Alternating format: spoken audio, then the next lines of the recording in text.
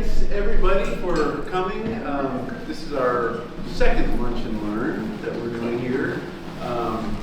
Sort of a new wave of Lunch and Learns that help all of us learn some different details about the world that we live in here, the small part of this world that we live in.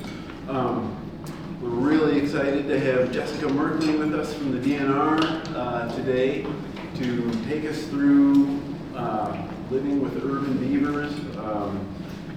Jessica at the DNR works as an urban biologist, and so is involved in a lot of different ways with Goshen and other communities across northern Indiana, doing burns, prairie burns, working with nuisance fowl in our cities, or helping us to understand what the nuisance is or if it's a nuisance. And so Beaver kind of falls within this too. So we're really glad to have you here, Jessica. Really glad to have all of you here too. This is great.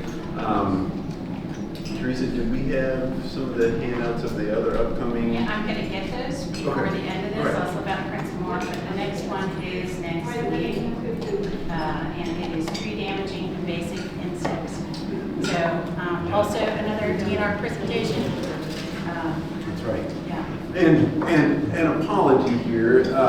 Speaking of trees, we are receiving a large order of trees sometime between now and 2 o'clock this afternoon. If I and several others of our staff have to suddenly jump up and disappear, that's why. I'm sorry about that. But I'll turn it over to Jessica. All right. Thank you all for having me. I see a lot of familiar faces, which makes me really happy. I will say a couple things at the start of this. So I'm loud and obnoxious, but I also know sometimes I talk way too fast. So if you need to get my attention and tell me to slow down. I know I have a ton of information packed in this, and I don't want to hold you guys up, but there's a lot to cover. So if you are willing to bear with me, bear with me. The other thing to think about is, as he mentioned, there's another DNR person coming to talk about insects. So something to keep in mind who I am with the DNR. So the DNR is a big overarching department, but we have 11 separate divisions. So I do not work for state parks. I don't work for, I'm guessing you got someone from DEP, so it's the Department of Entomology and Plant Pathology. That's someone else, that's a different department. There's there's Division of Water, which is totally separate, and there's Division of Law Enforcement. So I'm none of them. I'm actually within the Division of Fish and Wildlife. So that may help you to kind of think where I am. Again, I dug into this and found a lot of information, and there's probably some questions that will go unanswered, but if you need to, meet with me afterwards, give me your information and your question, and we'll circle back when I can. So today we're talking quickly about the life history, the description, options for beaver management, some habitat things you can do, and some of the rules and regulations regarding beaver. So we'll start with life history. So there are 2 species of beaver. There's the American beaver, which is the Castor canadensis, which is what we have around here. And then there's the Eurasian beaver, which is the Castor fiber, which is like in Eurasia. I guess, from my understanding, if you dig into it deep enough, there is actually some discrepancy about like if they are in fact 2 different species, but for the sake of argument, this is what I'm finding most consistently. So they were once actually all over the landscape, but then due to overharvest, specifically for the fur in the 1830s, we pretty much almost trapped them to extinction. They used to be trapped year-round with no season, no limits. There's one estimate I read, and I couldn't find anywhere else, but they believe that beavers are at 1/10 of their pre-colonization numbers. So it's kind of on par if you like think of all those pictures of like the bison harvest and a lot of other things like the birds that we harvested for hats, all those things, right? So they were mainly harvested for hats, but they also were created for warm clothing. When I went to the Trappers College in 2017, from my understanding, most of the fur that we trap today and actually sell, that still actually goes to, I think, Russia for those colder climates for warm clothing. They're valuable fur because of guard hairs and dad's underfur, and stayed that way until the fur market crashed in the 1970s. So some things to think about. I have 2 pelts for you to think about. So this, when you hear of a fur bearer, so you think of beaver or mink or muskrat or otter, they are our fur bearer group. That's because they were traditionally harvested for their fur. And they also have the double layer fur. So you have like the coarse guard hairs, and then you have this nice under fur. I have 2 pelts, so this one's work. This one has all the guard hairs still on it. This one's personal, so pretty please wipe your hands off before touching it, because I'm very selfish about this thing.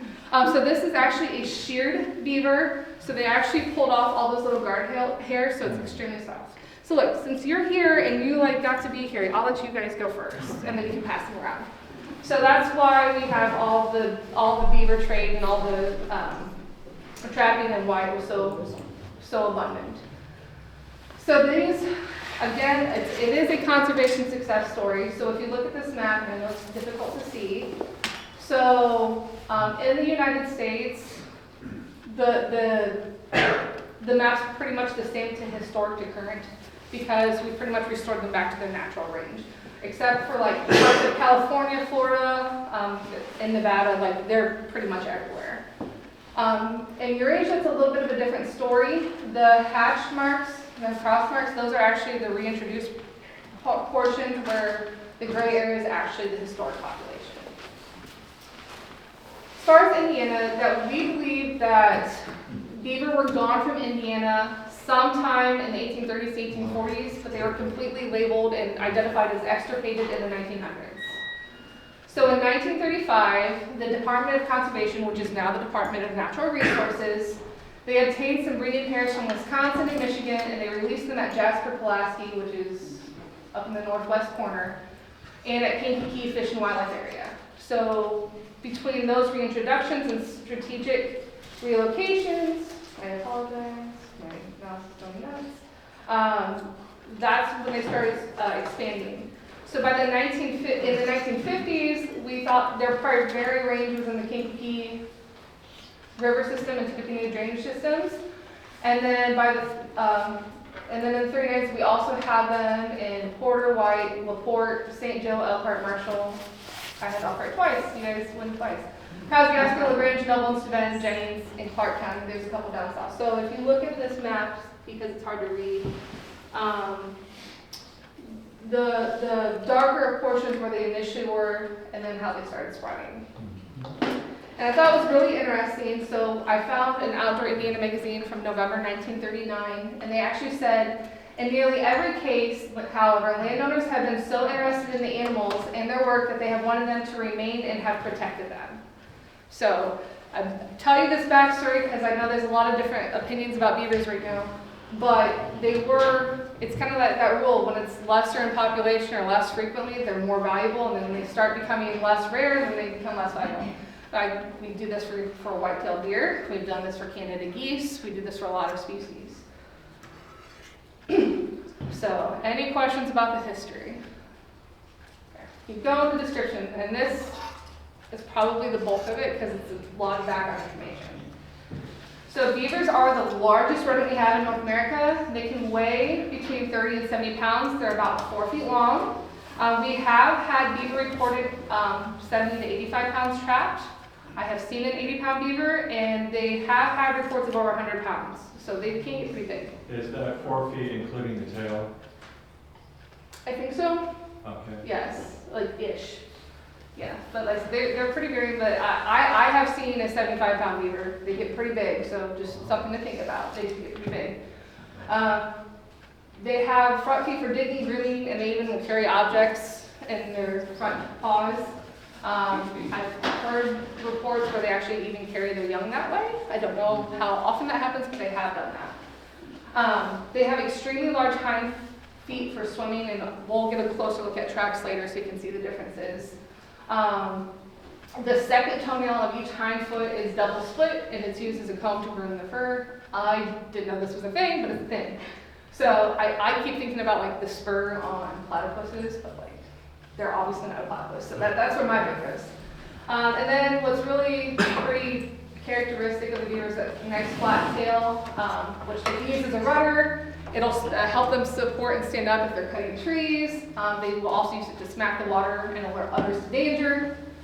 Their teeth, pretty iconic teeth, their teeth will actually grow throughout their lives, but the back of their teeth are softer than the front, so they're constantly sharpening themselves. It's very, very difficult to tell the sex of a beaver from a distance. You will need to see the back end, which is essentially a penis bone, basically. That's how you would tell. You wouldn't see anything externally, you'd have to go and feel for that. And they have a lot of vocalizations, including chirrs, mumbles, whines, snorts, and hisses.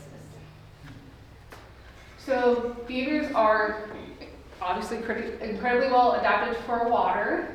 They are a semi-aquatic mammal. They have valves that can shut off water from their ears and noses, and their lips actually close behind their incisors so that they can kind of create a barrier so that they can swim underwater. They also have internal nares, so back in their nostrils, that form a tube, which basically creates this continuous air system from their mouth and their nose, so if their nose is out of the water, they can keep breathing even while they're like carrying stuff in their mouths. They also, with their body chemistry, they can tolerate a high level of carbon dioxide in their bodies. They have 2 musk glands near their cloaca, where they secrete their castoreum, and that's how they mix that with urine sometimes, and they coat their fur to help with their water resistance. And then the beavers can dive to stay danger. They can stay submerged for 6 to 8 minutes. That seems to be the average. I've seen reports up to 15, but it changes drastically depending on where you're at. So I'm going to say 6 to 8 was probably the middle average range. And then they're pretty much easily identified with the head sticking out of the water and their tail completely below the water. Is the CO2 item related to their ability to hold their breath a long time? Yes, it is. Okay.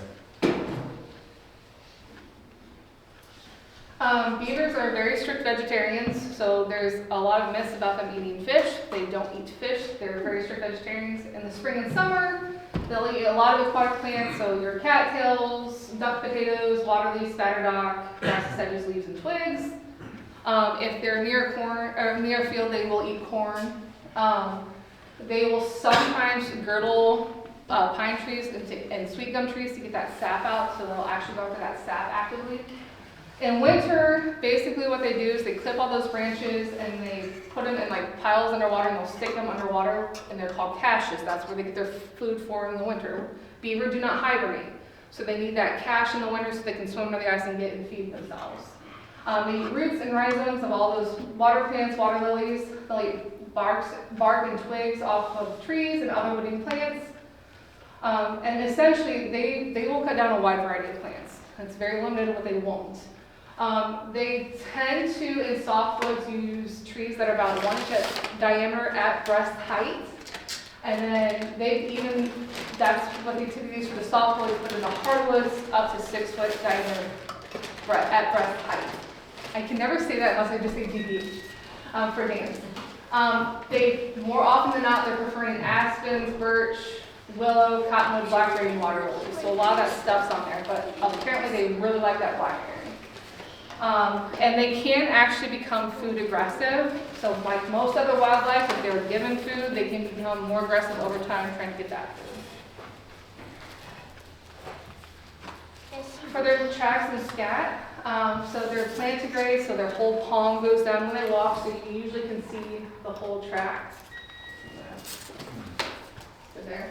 The track and trail quality is actually really heavily dependent though if their tail drag wipes it out on the back end. So because of that big wide tail, they often like cover up their own tracks, and often that back foot covers up that front foot. Front foot, 2.5 inches long to about 3 inches wide. You're going to have 5 toes on it, and you're going to sometimes or sometimes not see those claw marks. The hind foot's about 6 inches long, about 3.5 inches wide, also 5 toes, also the claw, and you may or may not see that webbing. They do have webbing on the back feet, but you may or may not see that register in their tracks. Beaver very, very rarely will poop on land. They actually do something that I didn't know was, I can't pronounce it, but essentially they're kind of like rabbits that they actually eat their poop a second time to help break down all the plant material that they're eating. So they have an initial scat that's really soft and green. Then later they'll have a couple of pellets that may be tubular, but they're always going to be filled with that tiny bits of plant material. So you're more likely than not going to see a dam or a lodge before you see the beaver. Both are created with mud, branches, sticks, and stones, and they will annually relocate both the lodge and the dam as needed. A dam is just a mass of woody debris, so you can kind of see it there. It's just a bunch of woody debris. It's not where they live, it's just there to back up water, that's what it's there for. They have a lot of varying designs and materials. They will use old fence posts. In Indiana's book, they had documented old fence posts, boards, discarded rolls of wire, car doors, and then in a book I read, they even said that they used someone's prosthetic leg that they found. Allegedly, that leg got returned to the owner. They can be up to 10 feet high, and they can have much different lengths. They have the largest beaver dam that's actually been recorded is in Canada, and it's over 2,790 feet, which is half a mile. So they are pretty busy as a beaver. There's a reason they're that saying. They can also do a series of dams in the water, and those are called beaver steps or terracing. So that's the dam, but the lodge is actually separate. Beavers don't live in the dams, they live in lodges. So they have one or more compartments, and they have at least 2 underwater entrances in escape routes. All of them can build lodges, but in Indiana specifically, most are probably going to have a modified bank burrow, as opposed to lodge. And then what's really interesting about them is beavers and muskrats will actually share those lodges. Oh, that's interesting. Because we do have muskrats here. I figured it was the beaver wouldn't go in there. You're saying they could actually live together. Yeah, they'll overwinter with both. So, yeah. That's new. Okay. Yes. And I found this from an old outdoor media article that said beaver sculpture is very and beautiful. So I think that's kind of a cool way to think about it. Again, like the beaver dams and the lodges, you're probably going to see signs of the trees being eaten. If you don't see the dam right away, this is probably what you're going to see first. There are the most notorious bark eaters, and they are the only other species that will put time and effort into chopping down trees and shrubs, other than humans. They work from the base of the tree upwards. Sometimes they will start to chew the wood and then they'll abandon the project, so that's why you'll get some of those girdle plants, or if it's staff. They're going to focus on that cambium for food. So if you look at a tree structure, they'll peel off that outer bark, which you may see that peeled off and around, and then they focus on that growing layer of cambium that has all those nutrients going up and down for growth. Once they down the tree, they will then cut those logs and the branches and stuff into sizable things that they can handle so they can build their dams or lodges or eat them. The most significant amount of damage, which is probably where a lot of you are interested, that first amount of damage is when they're first building that dam and they're first in the area and they're first starting to modify their habitat. So that's when they're going to do the heaviest amount of tree damage. And they are actually occasionally killed when they cut down their own trees, which is really sad. I shouldn't laugh. But I also laugh when I hear about the porcupines falling off of trees too. I would say they're human too, but they're not. They're wild too, right? We're all the same. Sometimes you will also see signs of the channels. They're obviously going to be more evident in times of low water, so probably not this week. Their entrances are typically 1 to 2 feet in diameter, and they can be used by many species. We already talked about the muskrats. The channels run from ponds or streams up into logging habitat, so you can kind of see here, like, all the stuff going on. So that's what you'll probably see. If you see like a big channel that doesn't make sense, and it's going from maybe a bunch of dead trees to a nice open habitat or a nice wetland, that's probably a good indicator. It's very unlikely that you'll confuse this channel for anything else unless it's something human-made. And like we were talking about, you'll have beaver stumps on one end and then into a nice wetland or revegetation clearing at the other. The other thing you'll probably see is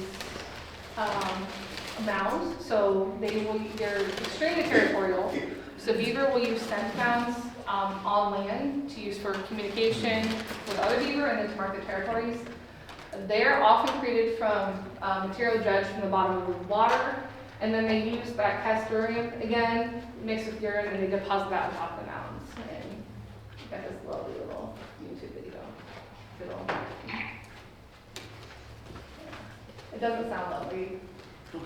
Is Sounds like- cat, it is sounds like it's- castoreum poop?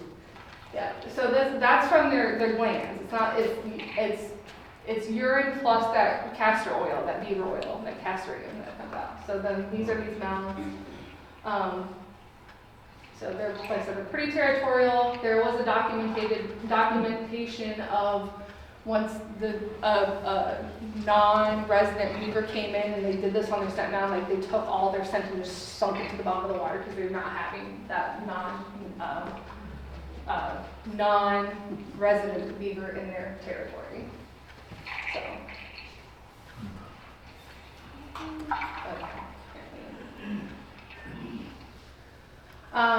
So beaver habitat, it's literally any property with water could have a beaver on it. Simple as that. We have more than 8,000, I put like 80,000, but it's more than 8,000 acres of flowing water and thousands of acres of lakes and ponds. So we have lots of ample habitat in Indiana for beaver. We also have a lot of oxbows and sloughs and bottomlands, and then if you're looking to see one, if that's what you're interested in, we do have them at a lot of our fish and wildlife areas, plus our state parks. So again, state parks would be with the Division of State Parks, fish and wildlife areas would be within the Division of Fish and Wildlife. But any of those groups, you could call ahead of time and say, hey, where are you seeing beaver? Like I know, for example, Chain of Lakes always has them. So when their food source is gone, they will abandon the pond. And then without constant maintenance, those dams will eventually fail over time, and then the whole cycle repeats again. Did I see any hands over here or no? Okay.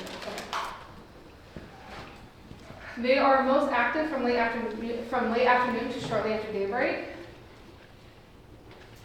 During high water times, they're going to build and maintain those dams, and then when it's dry, they're probably going to work on those tunnels and channels. In the fall, their primary focus is cutting those trees and getting their caches ready for winter. They are typically in colonies that are 4 to 8 related individuals. And as we already talked about, they are highly territorial and they do not like outsiders. They will often cover up the scent of a passing beaver. And like I said, they had that documented case where he took it and like buried it at the bottom of the water. And when they're frightened, they will often do is tail slap and swim away.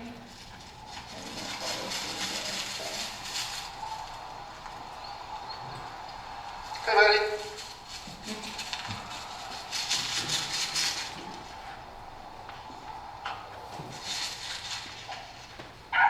Coach. It's yep, dog bark, he slapped, and he's gone. So beaver family dynamics are very interesting, and I did not know them until I was diving into this presentation. So they're very highly social inside their family units, and they live in monogamous family units. So like everyone's like, oh, the birds mate for life. Well, there's a lot of things that make for life until the other one dies. But beaver are one of those things. So they typically don't start breeding until age of 2, but a lot of them will wait till age 3 before they actually actively mate. They mate in January to February, and then they give birth 107 days later to 1 to 8, but on average 3 to 4 kids. I read that within 30 minutes the kids can go in water. I don't know how true that is, but it sounds like within 30 minutes those kids can go into the water. The kids are weaned between 6 and 8 weeks. They will stay with their family room until the second one and help raise the next year's kids. So there's a really big family dynamic, older siblings helping the new siblings. After 2, they tend to disperse between 10 and 60 miles looking for their own territories. And then the number of young a female gives birth to is inversely proportional to the family size at the time of breeding. So if she's got a lot of kids already, she's going to have less kids and vice versa. Beaver really have few predators. Things like bears, mountain lions, wolves, and wolverines would have fed on them, but we don't have any of those in Indiana. Well, maybe bear, because they're not an endangered species in Indiana. But maybe, but as of now, probably not. Bobcats, coyotes, otter, and mink, which we do have in Indiana, those are probably going to be natural predators to the young kits. But really their largest threat is going to be humans and probably domestic dogs. In general, because of their ability to be in the water so often, they're usually pretty safe from predators. So we do have some fox are too small to be a predator. I would say that they might take a young kid, but in general, they're probably not going to take it on. So coyote would be the only thing we A 15-pound fox is probably not going to take on like a 40-pound beaver. So in general. I mean, just in general, it's not worth the effort. But no. We do have some similar species in Indiana that I know a lot of people mix up. So we're gonna cover a couple of those. So river otter, I think a lot of people do mess this up, but river otter are very different. They have this long, sleek. What's the life expectancy range? I think I said about 10. Wild. 10 years. I think about 10 years.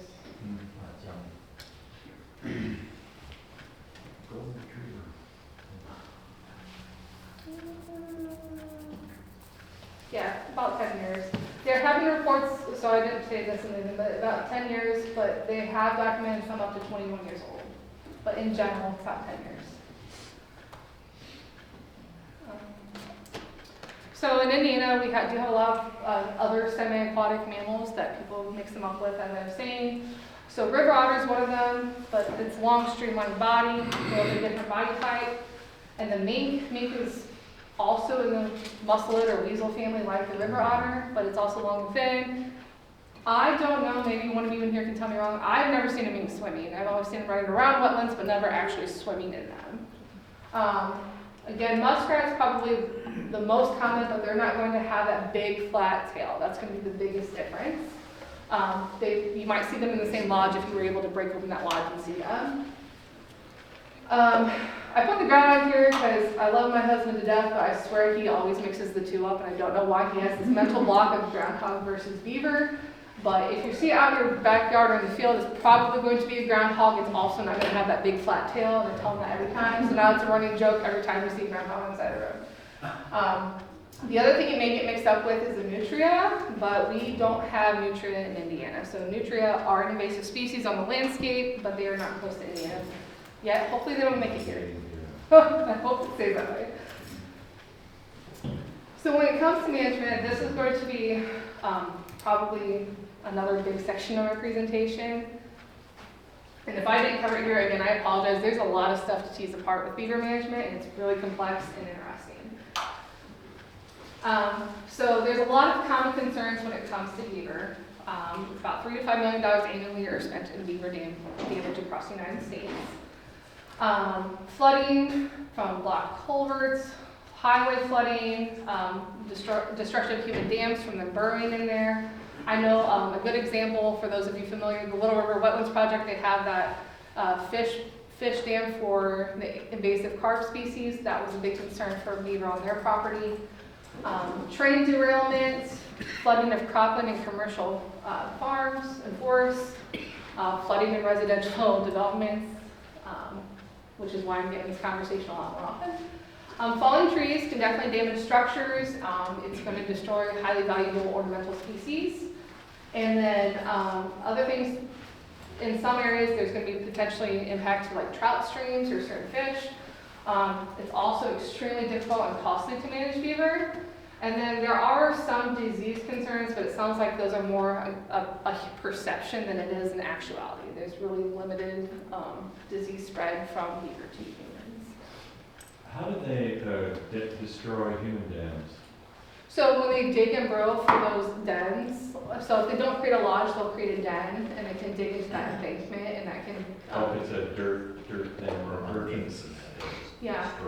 Yeah, they'll destroy the foundation and wash out human-made dams. Oh. Yeah. But muskrats can do that too. There's a lot of species that can do it. Groundhogs. And I just thought this was interesting. I think this was 2015. Indiana Dunes needed volunteers to help them down a 600-foot beaver dam. So I thought that was interesting that they were, State Parks was looking for, well, I guess it's a national park now, but they were looking for volunteers to help them move that dam. So when we have humans and wildlife living together, we have this increased urban and wildlife interaction, and it creates this demand to deal with quote-unquote nuisance wildlife. I will state that I hate the term nuisance wildlife because I think it automatically implies there's a problem with all these species. While yes, some of them do cause a problem, I think blanket statement nuisance creates this idea that we have to get rid of all of them, and I don't think that should ever be the goal, nor is it a realistic goal. But in law, they are considered nuisance animals. So all these species are nuisances, and that means they can be removed at any time without a permit on property that you own. And we'll get into all that much greater detail later. But state agencies do not have the resources to address wildlife control issues. All I can do, all the law enforcement can do, we're not going to come and trap the beaver for you. We can give you guidance and we can give you information to other people that you may hire out to do so. So those will be either wildlife control operators or waterfowl control operators. Obviously, we're not talking about waterfowl today, but wildlife control operators. They all name their own rates and fees, and that's what you have to choose from. I will also state wildlife management views are shifting, so I think it's really cool that you have a lot of different representation in this room, because I think a lot of times people want to make one decision and run with it, and I don't think that ever works. I think all or none is just more and more not effective for urban wildlife management. But we have known since 1996 that there's a shift from this domination view of wildlife to a mutualistic view of wildlife. So instead of like wildlife does whatever we say it does and we use it however we feel like, that's really not a popular opinion anymore. There's more of this shift of like they have rights and they need to be respected and there's rules and regulations for a reason. So I think it's really important that we give clear guidance to non-lethal options as well as lethal options, because a lot of people no longer are choosing the lethal option. And I will state here now, sometimes lethal removal is the option, but I understand that a lot of calls I get, they're not asking for lethal. They want me to pick it up and move it somewhere else. That's usually the running theme. I had that call this morning before I came here. And we also tend to think, well, this person just, it's really more complicated than a binary view of wildlife. It's not just I like beavers or I hate beavers. It's everything else in between. There's a lot of feelings. It could be different tolerance and appreciation in different circumstances. I talked to some person in another city where at like 7 years old, she was like chased down by a goose and got stitches. She has a much different feeling about geese than how I feel about geese. They don't bother me because I'm not going to let them do it. But I also wasn't a kid that got attacked by a goose, right? Their lived experiences are going to influence their perception of wildlife. And then we also have things like pets and how we care for our pets, and that's also affecting how we view wildlife in a lot of different ways. There's a lot of factors to talk about pets. What are their actions? Well, was that beaver fine, but this beaver like cut down my prized tree, right? What does a pristine habitat look like in urban areas? A lot of people care about wildlife and habitat, but sometimes when they think about what good habitat looks like, we don't think about what that may actually entail. Pristine habitat has a lot of stuff that people may not want to see in their yard. There's religious or cultural influences. I had someone who, she was at this walk that we did, she asked a lot of questions, and it was kind of like, why are you asking all these like really obvious questions? But then you start talking to her, she's not from the United States, she grew up in India. She has no idea what wildlife here, she has no idea what it looks like and how it acts, right? So there's differences. Media and stories, right now, Eager is a huge book that's, I'm hearing it a lot of ways. I've read chapter 2. Through chapter 2. It's a big book, but it's getting a lot of popularity, a lot of calls about that book. You also have things like Angry Beavers. I don't know if anyone here in this room will remember it, but I remember watching that show and it was hilarious. Chronicles of Narnia, they had Mr. and Mrs. Beaver help them get to, I'm not a Chronicles of Narnia person, but yeah. There's also family pressure. Sometimes I get, this is a very big stereotype, but I get all the time, I want to kill it, but my wife won't let me, right? I get that type too. So there's a lot of different things from there, and it's personal preference. So there's a lot of things going into play. I get that call all the time. I'd kill it, but my wife won't let me. All the time, nonstop. So so that's just to say, like, to just say we hate them all or we like them all and none of us, like, I don't think that works. We have to think about what works for the community. We also have to be very aware that how we make our decision is actually going to affect the wildlife change. So when you decide to manage wildlife, that in and of itself is a selective pressure on wildlife. And around cities, typically that selective pressure is a lot greater than it would be like in a rural area where not a lot of people live, right?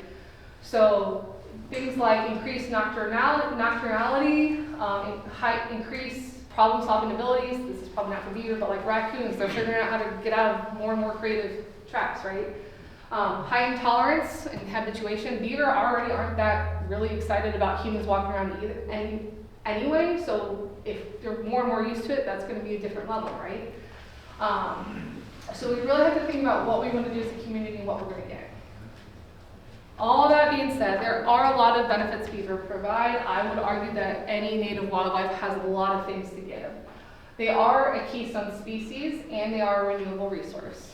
I'm totally okay that not everyone's a hunter or trapper, but it is a very valuable renewable resource for both the fur and for meat. There's people that eat it. I've tried it, I don't care for it, but it is a renewable resource in that sense. They do. Can you define keystone species? Sure. So a keystone species, I actually have that in my notes in case someone asks. No, it's fine. It's a good question. So it's a species on which other species in an ecosystem depend on. So if that species wasn't there, it creates this cascading effect and affects other wildlife species. Yeah, not problem. But they create habitat for a lot of different species of wildlife. When they create wetlands, wetlands are like the kidneys of the environment, right? They slow that water, they filter the water. They increase this landscape heterogeneity, which just means a lot more diversity on the landscape. And even if the beavers are removed, those dams fail, you still have all that good soil, all that good resource from where they were. If they feed and dig, they break up monocultures. So monoculture is just all the same plant. Anytime you have all the same of any plant, it's never good. So if you have like those thick monocultures of cattails, which is super confusing to tell the native from the invasive cattail, but either way, they dig those up. Reed canary grass, which is another invasive species, they can dig those up. Dead trees are an incredibly valuable resource for a lot of wildlife. Amphibians, reptiles, they use those for overwintering.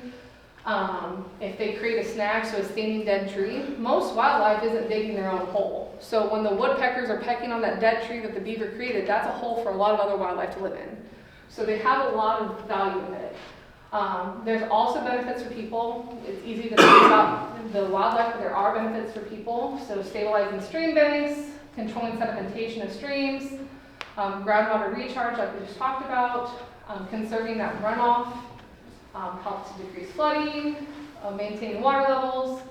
And then when you slow that water and retain it and let it slowly sink through into our plants, it removes phosphates and nitrates from the water that's just going to go into our drinking water anyway. You need to have that slow recharge. Most of Indiana gets their drinking water from an aquifer. And if we're not doing stuff to recharge that aquifer, then we don't have this good balance of healthy wildlife, healthy ecosystems, healthy people. So there is a lot of benefits to them. The other things to consider is beavers are going to modify their own habitats. Like I said, they're the only other species that does this other than humans. And really humans, someone was just showing me a video earlier, the beaver didn't care that people were watching it, right? Human disturbance has very little impact on beaver. You could do some things for regular dam destruction and daily removal of dams, but that's really labor intensive and expensive. I did it at Tri-County Fish and Wildlife area. It's never done. There's a lot of work. You could do exclusion. Exclusion works very, very well, but it's usually cost prohibitive. Relocation, like I said, a lot of people don't want to kill, but they want to relocate. That's fine if you can do it. There's ways to do that. And again, we're going to talk about all this, so don't panic yet. But they're likely just going to move until they find a habitat that suits them anyway. So you can keep relocating them, but they're going to figure out what they want to do anyway. And it's really important to know what your problem is for either a personal property, a public property, whatever it may be. Because how you can manage them is going to be really simple or complex, and we're going to deep dive into it, guys. I'm telling you, it's a fun conversation I've been having. But you should ask yourself the following questions. What is the problem you're experiencing? Where's the dam? How long is it? How big is it? How long has it been there? What's going to happen to adjacent landowners if we remove this problem? Right? So all these things to think about. This was down in Greensburg. That doesn't sound right. Help me out. Greenfield. I'm getting there eventually. But they had a massive beaver dam. It was flooding the farmer's crop, but there was a residential area across the way, and they were definitely worried about the water backing up into the residential areas. Another thing to consider. So in any management, these are the things that I would consider before you start going down the road or whatever you decide. Does beaver activity threaten the public safety and or the welfare of the public or private property? So if it's a safety issue, maybe a lot of other things go to the wayside for human health and safety. Which practices would actively be allowed to be applied to resolve the problem? What do you have either the capability to do, or what are you going to be allowed to do, or what are you going to have support to do, right? So is it just removing the beaver? Is it going to be changing the water levels on an area? Is it going to be dam removal? What is actually going to help solve your problem? I tell people to really investigate this. I get a lot of complaints for a lot of wildlife, like this wildlife is doing X, Y, or Z, and it's rarely ever, that's usually the reaction, not a response, right? They're just reacting, they saw it, they assume everything is from this wildlife doing X, Y, and Z, right? So really take a look and see what is happening. How are you going to select the least environmentally damaging alternative? Obviously, environment's not everyone's forefront, but I would encourage people to think about that. And then how are you going to minimize those potential conflicts with adjacent and downstream landowners, right? So now we get here, we're going to get into the management options. So I said management's a long one, but now we're going to tell you, so now that you've considered your management, here's some options and tools that you have available to you in Indiana. So I would highly encourage hunting and trapping in the legal season, and we will get more into this later. Hunting and trapping in the legal season, when people buy a license, that money is going back into conservation. If it's removed as a nuisance, then that is a nuisance removal. There's no one buying a license, that money is not going back to conservation. So you're removing a resource without paying into it. So something to keep in mind. Beavers removed by hunters and trappers help to keep populations healthy, and they can address those concerns without cost to the general public. Something to think about. Shooting is very productive in the early evening and morning hours, but it's generally not the most effective tool. Obviously, depending on where you are, if you're here and down in like the middle of Goshen, you're probably not going to use a firearm to dispatch a bunch of beaver. Usually firearms are intended, like if let's say you've already trapped everything out and there's like one or two you missed, that's usually when you use shooting. Depending on the permit, it is better to shoot them at night, but you would have to look really closely with our permitting biologists what you could and could not do on that. Trapping is typically the most effective, practical, and environmentally safe method on beaver control. It does have a lot of support. 70% of the public do actually approve of trapping as a control method for not just beaver, but any wildlife that's causing damage. Keep in mind, so if I see this for hunters and trappers, if you're managing wildlife, the effectiveness of your problem being resolved is going to go back to your trapper or hunter or whatever you have, right? You as the landowner have the ability to say what you want done. If they're not getting it done, look for a new trapper, right? How easy is it to be specific and target them and not accidentally get a river out? We are going to cover that in a little bit, so if I don't hit it, will you just remind me gently? Yeah, because I do have some stuff to talk about that, but it's a little bit later, so. So the other thing, trapping is extremely hard work, and I know that especially if like you're a city park or whatever it may be, you have very limited resources, time, and people to get stuff done. I went to the Trappers College for 7 days, and I was worn out falling asleep while like writing notes of it. It's a lot of work. If you're hunting in the legal season or trapping in the legal season, there's a lot of things that go into making those seasons, right? So you're ensuring that the males have a chance to breed. You're ensuring that if a female is removed, her young are old enough to survive on their own. And then if you're trapping for fur, you're getting that fur in good condition so you don't have to go back and get a bunch more, right? If that's your main goal. I doubt that it's a lot. I doubt that's anyone's main goal anymore. But something to think about.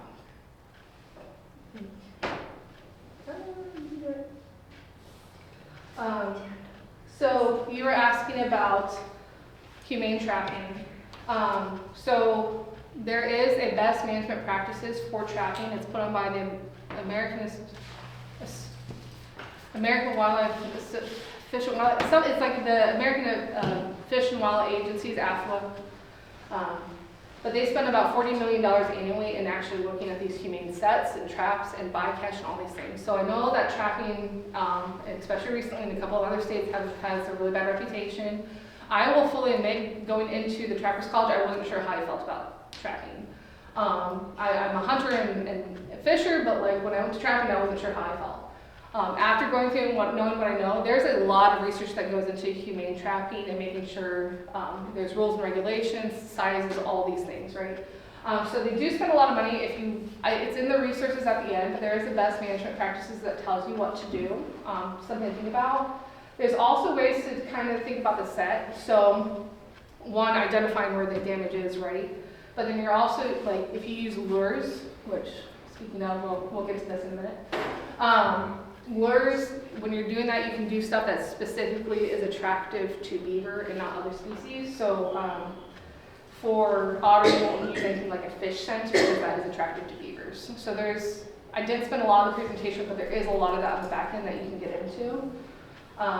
There's also like a code of ethics that most hunters and trappers will actually think about. So like, and even if you don't hunt or trap, and that's totally okay, but like, it's not always doom and gloom as some people may think it is. So just, I would say be open to the conversation. And then depending on how you're managing it, if you have a lot of people out there breaking up dams on water in a park or whatever, think about the safety. It's going to be cold water or really crappy times of year. Like there's some serious scary stories on Fish and Wildlife areas where they are removing dams. It's cold water in the middle of winter breaking up dams. That's not always safe, right? So hunting and trapping is one of the things, and again, in the legal seasons where I would definitely encourage it, and like I said, we'll circle back to more on this. Dam and lodge removal is something that you can do. I would highly encourage every time you see the dam to break it up. That can discourage them, but like I said, it's going to be labor intensive. Removing dams assists with flooding, but will only minimally encourage beaver to go elsewhere. So it can happen, but like don't bank on it. Again, the dam is not where the beaver lives, and it's just a debris of a bunch of wood, so that can remove it at any time without a permit, depending on the location. So you do need a permit if your drainage area, so I guess, back up, pause. So when you're removing removal of a log jam or massive wood from a floodway. So for this, there's a chart that we have online, and this is the screenshot of the first page of it. First, you're gonna ask, is your drainage area less than a square mile? Yes or no. Then you're gonna ask, is it a sound mounted seam? So is that a yes or no? And then you have to ask, is it a natural, scenic, recreational river or stream? Yes or no. Depending on those answers, this flow chart will get you to whether or not you need a permit for removal. When you remove dams, try to require that water quality and high quality be protected if that's like a plan that you're gonna have like for a big agency or whatever. If you're removing the lodge because that is where the animal lives, and in the spirit of free chase, you actually need a permit to remove a lodge. That's separate. You will need a nuisance wild animal control permit. Again, I'm not the permitting biologist, but I can get you to them if they need to. I think you need to be extra sure if you. This is why I tell people all the time: if you don't own the property, you don't get an opinion. I know that sounds crappy and it's pretty direct. But if it's not your property and the property manager wants to do X, Y, and Z on it and they don't want you to come out there, then I'm sorry. I would encourage a community discussion instead of like berating one person, but that's seriously something to think about. You own your property and you get to make your choices on your property and how you manage it. If you're going to remove a dam, I highly encourage you to look at, even if you have to notify them, look at the people around there. Is there people getting their water backed up into their yards? Is it going to drain in there? All these other things. And again, since it's minimally helpful, if you're going to remove them, or if you're going to remove the dam, follow up with other management. Fencing is actually extremely highly effective. It's just extremely like it's a money suck, basically. You can use fencing, trees, or culverts. Someone please tell me why this is wrong. Cracks me up. Oh, anyway, come on. I know someone knows why this is not right. Trees already gone. Yes. But you can use fencing. Use fencing materials such as woven wire, hardware cloth, or other mesh-like materials. I would anything, it has to be heavier than chicken wire. And you're going to cover the base to 2 to 4 feet. It depends on there's a lot of variability, but I'd say minimum of 2, maximum of 4. If you're looking because fencing does work, but it's a lot of money and effort, maybe focus on those areas that are going to affect safety or property first. And electric fencing can be really helpful, but again, you have to maintain that. So that's what you have to think about. And like I said, install before the damage occurs. I'm not going to pretend to understand how half of these water control structures work. Flow pipe or water flow devices can help. But again, they have to be regularly monitored and maintained. I've got, like I said, not just for beaver. I have a lot of stuff that people put out for different wildlife, but they never maintain it, never check on it, and it doesn't do what it's supposed to do. Flow pipes are very popular right now because beavers don't have to be killed. As I mentioned, that is a trending feeling. They don't want them to die. But if you're going to do that, make sure the landowners are tolerating damage to trees and plants. Make sure the water depth is sufficient to allow for beavers under the ice. So it looks like 4 feet minimum is what you need. The area has to be large enough that spring flooding it can handle all the water. And then you have to make sure that standing water is not going to undermine roads or septic fields. So basically knowing the site of what you're doing, that's going to help you decide your management. The other things to think about, plan ahead before you're installing infrastructure. I mean, I know that's really hard to do in a lot of these highly developed areas. But installing that wire mesh or riprap or whatever, like in the example of a dam, putting that in ahead of time where you can't have them digging, it's a lot easier to put that in while you're building than to retroactively fit it. It's just much more expensive. I've heard from someone who manages beaver out in near the DC area in the Anacostia watershed. They mix 2 ounces of sandblasting grit per 1 gallon of environmental paint, and they just paint the bottom 2 feet of trees, and they reapply every 18 months. Some sources will tell you not to use environmental friendly paint, but I talked to Forester because I got an earful about the guy who didn't want to paint his trees because he was going to kill his trees.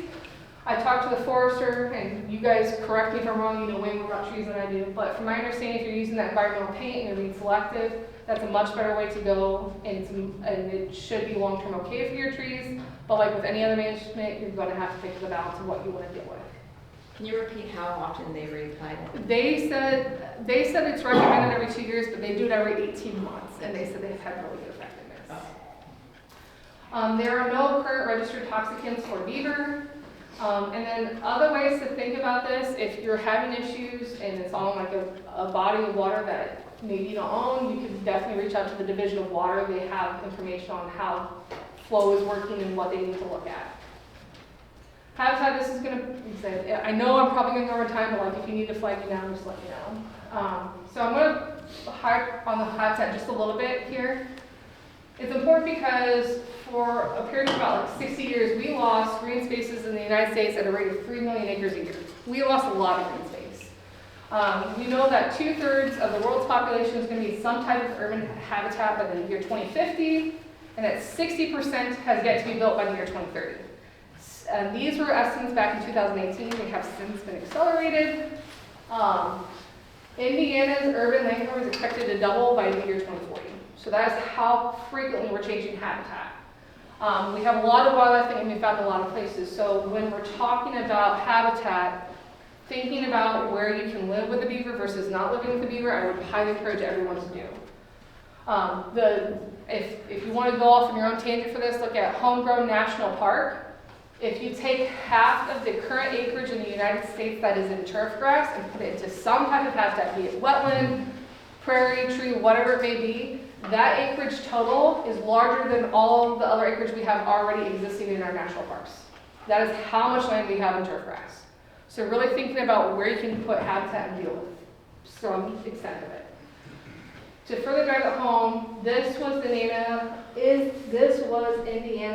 I think prior to the 1960s.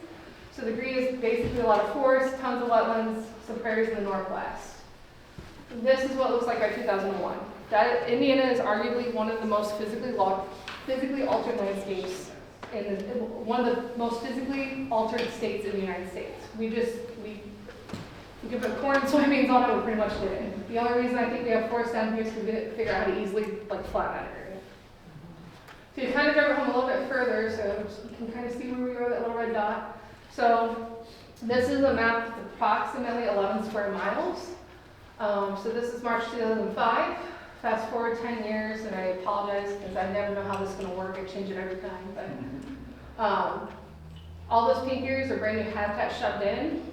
And then another 10 years, so the pink is the first 10 years, and the yellow is the next 10 years. So we are constantly shoving more and more in and taking down infrastructure, putting in new infrastructure, clearing tree lines, all the things.